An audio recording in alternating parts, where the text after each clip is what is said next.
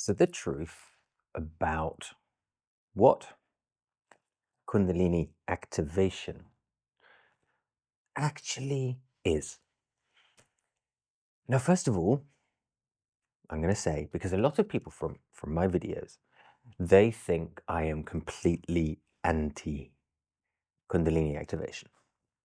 Because the way I say Kundalini activation is not Kundalini awakening. And it's got basically nothing to do with Kundalini. Because it doesn't. That doesn't mean to say I don't think it is a great process. It is a great experience. It is a great beginning to have. It is the opening of a path. It is awesome. So don't get me wrong. It's a good thing. As long as the people that do it aren't high on spiritual ego and they've done their research and they know what they're doing. If that is the case, it can be an amazing experience. Or, because I go and I experiment with different facilitators and different schools or brands and seeing what they're doing and testing and asking questions. But because I know how to manage my own energy, I know how to place filters in my own energy, I know how to block certain energies. So if someone starts pushing me too far, I can block it. If it's, so I can go and do that. So I can go to many different places safely to do it. But unless you've learned how to do these things, which of course you learn with me on my trainings, but unless you do those things, you do have to be a little bit careful about who you do these things with. But so what is, if Kundalini activation has nothing to do with Kundalini, what is it? The best way one can describe whether you call it, because this has many, many names, whether you call it Kundalini activation, whether you call it general energy healing, there are certain people that will call it Reiki. There are many brands out there with my thing special. But if you, any demo video of any brand that you see these people sort of moving on the floor, either that look like they're having body spasms, or some people will interpret it as energy orgasms. Now, there's also energy orgasms. But anything like this, whether it's working with tantric energy or whether it's working with pranic energy or chi, what these sessions are doing is a form, nothing more, nothing less, of energetic, somatic bodywork. It is a form of dearmoring. When I say dearmoring, what do I mean by dearmoring? I mean the whole of your life, you get bombarded with information, and your brain, your conscious, your subconscious processes this information.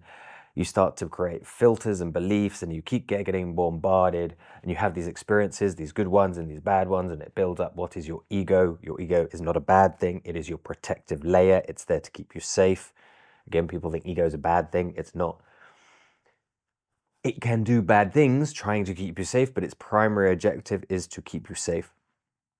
But so you build up all these things. You build up this armor, this protective layer around you to keep you in your bubble. Dearmoring breaks that down. There's energetic dearmoring. There's dearmoring via physical touch. There are certain types of massage that can help through dearmoring. Breath work can help through dearmoring. Hypnosis can help with dearmoring. There are so many practices these days, and all these things that you see people selling these days. Oh, this is the perfect technique. This is the wonderful technique. This is the answer. They're all doing, in their own way, basically the same thing. And this is dearmoring.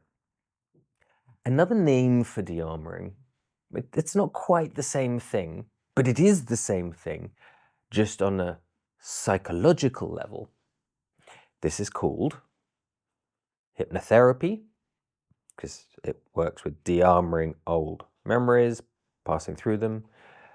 Okay, the very inefficient worldwide standard of talk therapy, yep, that's a form of dearmoring, designed to create a lot of money by Freud. Freud originally was a hypnotherapist. It worked too well. He didn't make enough money, so he designed talk therapy so he could earn more money. That's what was established. Go look it up. That's history. And then you have all these psychological ways to look at yourself, feeding your demons. So shadow work. So shadow work was created by Carl Jung. Carl Jung took feeding demons, which is basically chod, which is I think it's 16th century or maybe 11th century Buddhist practice. He didn't create it. He just took something from somewhere else and changed it and called it his own, as things tend to happen. But so these are all dearmorings. And we could even say, to a certain point, that taking ayahuasca, taking mushrooms, all these plant medicines, is another form of dearmoring. All these things are there to break down this protective layer that's around you one by one, breaking down these things until this disappears and you are left there feeling new, refreshed, ready to go, feeling at home. Wonderful, amazing sensation. Now, of course, as soon as that happens, if you've de-armored properly, a lot of the time you have no armor to protect you, and things are still going to start hitting you. So you're going to start using your old patterns once again to start putting armor back up again. It's wonderful. You've got to keep going for sessions. There are other problems with things like, depending on how Kundalini activation is done, just like how some sessions of breathwork are done. There are breathwork sessions that use Bluetooth headphones and you're lying on a mat and everyone's breathing and you're Bluetooth headphones. We all know they should have a warning label on them because Bluetooth, by the brain, yeah, really good idea. You're in spiritual healing practices and you're making everyone put Bluetooth waves right next to your head. Yeah, good one. Very healthy, very health conscious. But so yes, Kundalini activation is a wonderful practice. It's a wonderful form of pranic or moving chi around the body to de-armor you, basically, to make you feel light, wonderful, amazing, to open you up, to break down that armor. And this is why people do enjoy it. Now, there are some brands that will mix in sort of like ecstatic music, ecstatic dance style music playlists to make it more of an experience, more like a roller coaster, more addictive, because what that does, it's adding in endorphins, it's adding in adrenaline with the way the music flows.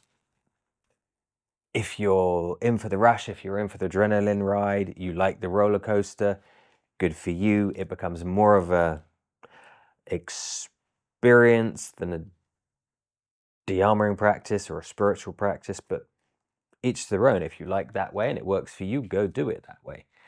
Just make sure, as I said, the person that is doing it knows what they're doing. So that is what Kundalini activation is. It is energetic de-armoring or energetic somatic bodywork. Nothing more, nothing less. Can it trigger other things in people? Yes. Accidentally, it can trigger things in people. This is a big problem because the people who are doing these things aren't prepared for it. And when someone gets triggered, all they do is ignore them, deny it, blah, blah, blah, blah, blah, blah. So you've got to be aware of these things. But then it will also, it's not just accidentally, it will also trigger people. So people who have done a lot of other work on themselves. So perhaps they've done a lot of shadow work. They've done some de-armoring practices. They've done a lot of qigong, but it's a medical qigong or martial art qigong, or But those people who have a lot of the qi, a lot of the prana circulating in the body, people who are very sexual in nature, energy-wise, but perhaps they are very suppressed psychologically, sexually, but they have a lot of sexual energy.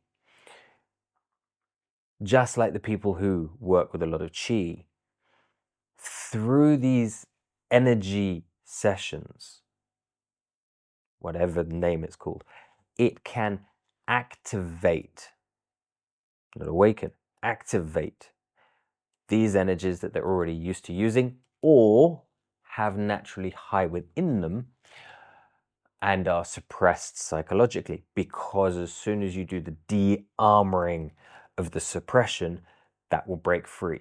And this is why people can have spontaneous energy orgasms in their first session. You know, you got to be careful. A lot of demo videos you see, people say, oh, this is an energy orgasm. It's not. That is, you can see someone's clearly getting rid of some emotional trauma. But then you do have the energy orgasm, which you can see people are having pure pleasure from the sensation. So as I said, that is what it is. There's nothing more to it. I highly recommend doing it with someone that knows how to do it, or get to a position where, for example, come take a training with me, learn all about these things, so then you don't have to trust them to do it responsibly. You are being the responsible person, and you can detect what you like, what you don't like, let in, don't let in, whilst in the session. 2 ways to go about it. I also do on the free sessions every now and then. I do free sessions, free group sessions online. The first Sunday of every month. I also have paid group sessions going every week, but the free ones I do sometimes. In that, I do Kundalini activation sessions, as well as many other forms of energy healing. I'll do darshan, I'll do the things that you see on some of my energy transmissions. I do those there. So if you're interested, come and join those free sessions or sign up for paid sessions if you don't want to do trainings.